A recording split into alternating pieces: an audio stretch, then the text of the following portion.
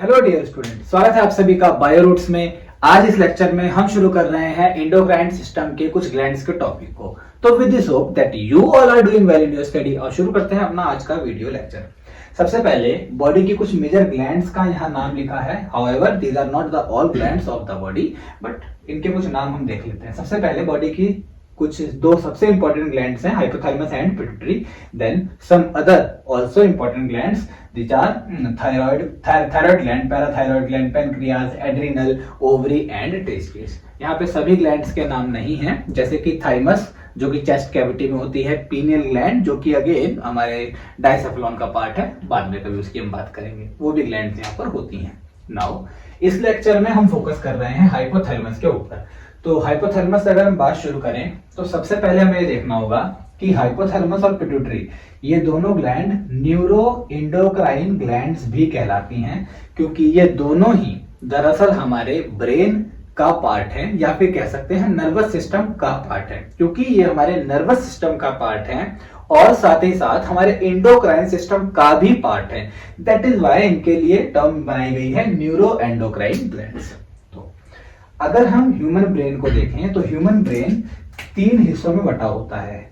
For brain जो यहाँ diagram में ब्लैक कलर से ड्रॉ हुआ है, जिसका पहला पार्ट क्या है, सेरेब्रम।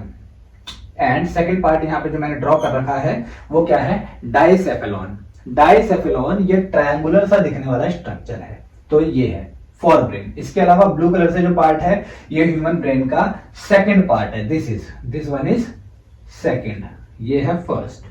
और ये जो रेड कलर से 3 हिस्से मिलके एक पार्ट बना रहे हैं हिंड ब्रेन, ये हमारा ब्रेन का थर्ड पार्ट है।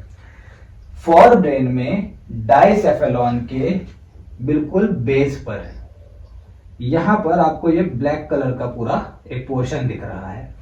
ये वाला ब्लैक कलर का जो पोर्शन है ये ग्लैंड है हाइपोथैलेमस। ये ग्लैंड है हाइपोथैलेमस। और इस ब्लैक कलर हाइपोथैलेमस ग्लैंड के नीचे यहां पर जो एक कप सैक शेप स्ट्रक्चर है, दिस इज पिट्यूटरी। ये दोनों एक दूसरे के साथ में अटैच होती हैं। तो ये 2 ग्लैंड्स हैं जो कि ब्रेन में फॉर ब्रेन का पार्ट होती हैं और इसीलिए नर्वस सिस्टम का भी पार्ट है। ठीक है। नाउ पिट्यूटरी ग्लैंड को हम कहते हैं master gland of the body. Pituitary gland क्या कहलाती है, ये कहलाती है master gland of the body, क्योंकि पिट्यूटरी बॉडी की सभी ग्लैंड्स को रेगुलेट, कंट्रोल करती है, उनके सिक्रीशन को। जबकि पिट्यूटरी को कौन कंट्रोल करता है, हाइपोथैलेमस। इसीलिए हाइपोथैलेमस को नाम दिया जाता है सुपर मास्टर ग्लैंड। इसे क्या कहा जाता है, सुपर मास्टर ग्लैंड। सबसे पहले पिट्यूटरी की खोज हुई थी, उसे मास्टर ग्लैंड का नाम दिया। बाद में यह समझ आया कि पिट्यूटरी को रेगुलेट किया जाता है हाइपोथैलेमस के द्वारा, तो बायोलॉजिस्ट ने हाइपोथैलेमस को और भी ज्यादा थोड़ा प्रीमियम नेम देने की कोशिश में इसे कहा गया super master gland. Now hypothalamus कहां पर होता है, तो हमने अभी बात करी, ये प्रेजेंट होता है found on the base of, किसके बेस पर मिल रहा है, डाइसेफेलॉन।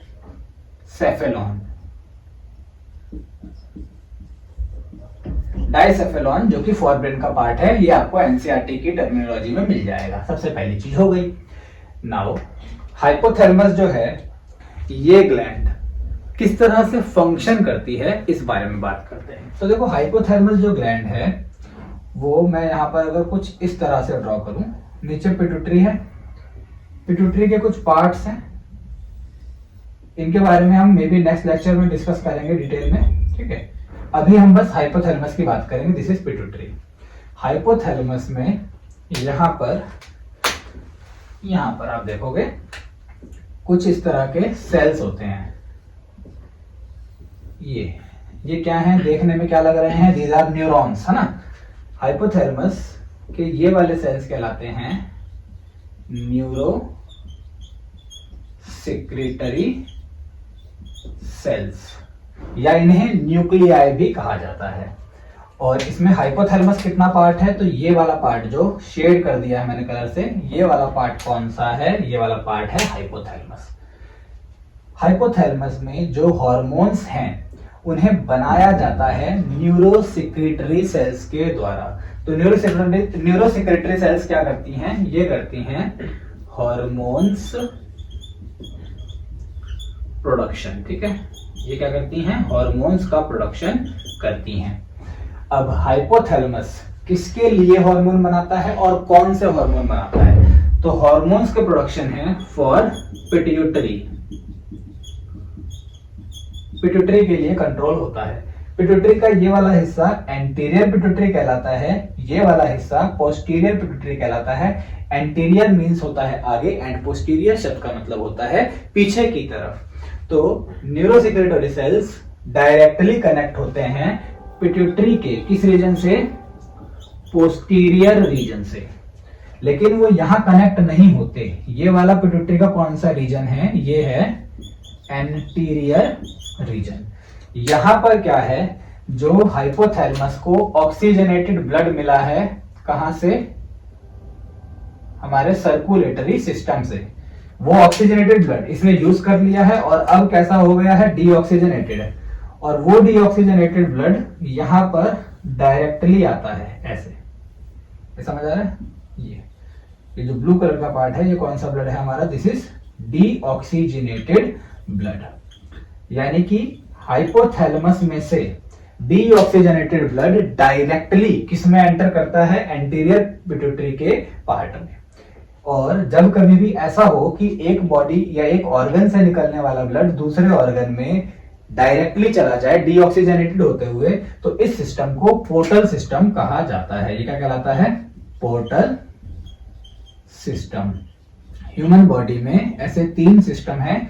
इसकी वीडियो का लिंक आपको आई बटन पे मिलेगा, आप उस पर क्लिक करके देख सकते हैं कि पोर्टल सिस्टम क्या होता है, ये कैसे वर्क करता है। फिलहाल बस मैंने आपको ये बताया है कि ये हाइपोथैलेमस और एंटीरियर पिट्यूटरी जिस सिस्टम से आपस में कनेक्ट है वो सिस्टम कहलाता है पोर्टल सिस्टम। और हाइपोथैलेमस और पोस्टीरियर पिट्यूटरी आपस में जिस सिस्टम से कनेक्ट हैं या जिस ग्लैंड्स या जिस नर्व्स के थ्रू कनेक्ट हैं, वो नर्व क्या कहलाती हैं? न्यूरोसेक्रेटरी नर्व्स कहलाती हैं। नाउ अब जो इनके हार्मोन्स हैं, इन हार्मोन्स की अगर हम बात करें तो क्योंकि हाइपोथैलेमस का लगभग सारा फोकस पिट्यूटरी को रेगुलेट करने पे होता है, तो ये हार्मोन सिर्फ पिट्यूटरी को ध्यान में रख करके बनाए गए हैं। और ये 2 तरह के हार्मोन होते हैं। पहले हार्मोन के ग्रुप का नाम है रिलीजिंग हार्मोन्स। रिलीजिंग हार्मोन्स को शॉर्ट में RH भी कहा गया, ठीक है, या रिलीजिंग फैक्टर भी कहते हैं। जैसे कि अगर हम इसके एग्जांपल की बात करें तो एंटीरियर पिट्यूटरी को एक हार्मोन बनाना है विच इज गोनेडोट्रोफिन, जो कि एनसीईआरटी ने एग्जांपल लिया है GN, ठीक है, गोनेडोट्रोफिन।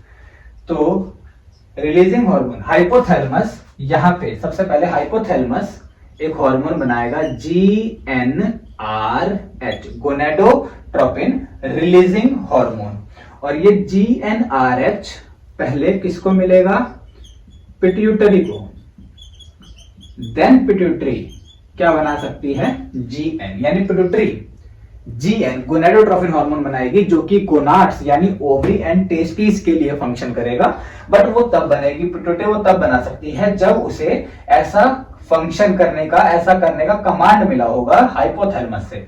हाइपोथैलेमस ऐसे कमांड्स को जिन हार्मोन्स के थ्रू रेगुलेट करता है वो है रिलीजिंग हार्मोन। तो पिट्यूटरी का कोई हार्मोन है, उसके आगे जब हम RH लिख देते हैं, इसका मतलब वो उसी का आपका रिलीजिंग हार्मोन, रिलीजिंग फैक्टर हो जाता है, जो कि हाइपोथैलेमस के द्वारा बनाया गया है। ये हो गया फर्स्ट ग्रुप, जो कि स्टिमुलेशन का काम करता है, ठीक है। ये क्या करता है? स्टिमुलेशन।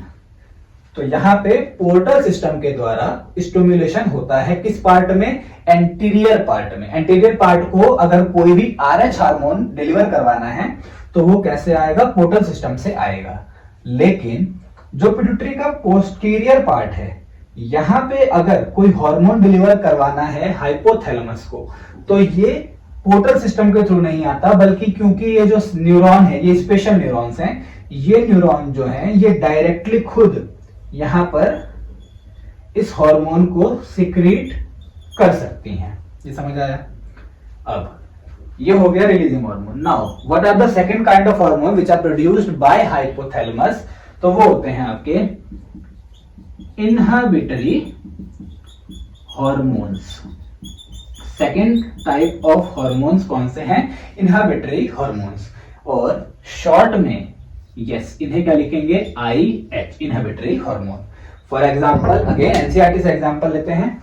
तो पिट्यूटरी एक हार्मोन बना रही है, फॉर एग्जांपल ग्रोथ हार्मोन, ठीक है। पिट्यूटरी एक हार्मोन बना रही है ग्रोथ हार्मोन, या इसी की बात कर सकते हो गोनाडोट्रोपिन हार्मोन। तो अब यहां पर एक हार्मोन बनेगा GHIH, GHIH यानी कि ग्रोथ हार्मोन इनहिबिटरी हार्मोन। और ये किसके पास पहुंचेगा? अगेन ये पहुंचेगा पिट्यूटरी के पास, जिसके रिजल्ट में ग्रोथ हार्मोन बनना बंद हो जाएगा और ज्यादा ग्रोथ हार्मोन नहीं बनेगा। या ऐसे ही GnIH भी हो सकता है, गोनाडोट्रोपिन इनहिबिटरी हार्मोन भी हो सकता है। इसको GHIH को अलग से एक नाम भी दिया गया है जो है सोमैटोस्टैटिन। एनसीईआरटी की पैराग्राफ में आपको मिलेगा। इनहिबिटरी हार्मोन की जगह उन्होंने इसका नाम दिया है कि जब हाइपोथैलेमस को पिट्यूटरी से ग्रोथ हार्मोन बनवाना बंद करना होता है, तब वो जिस हार्मोन का यूज करती है उसका नाम है somatostatin. But somatostatin is a part of a particular kinds of hormone these which are inhibitory hormones. तो ये हुआ हमारा लेक्चर किसके बारे में? हाइपोथैलेमस के बारे में। अगले लेक्चर में हम पिट्यूटरी के बारे में डिस्कस करने वाले हैं। तो आप इस लेक्चर को बढ़िया से एक बार अपना कमांड कीजिए। मैं मिलूंगा आपसे नेक्स्ट वीडियो में। Until stay tuned. जय हिंद।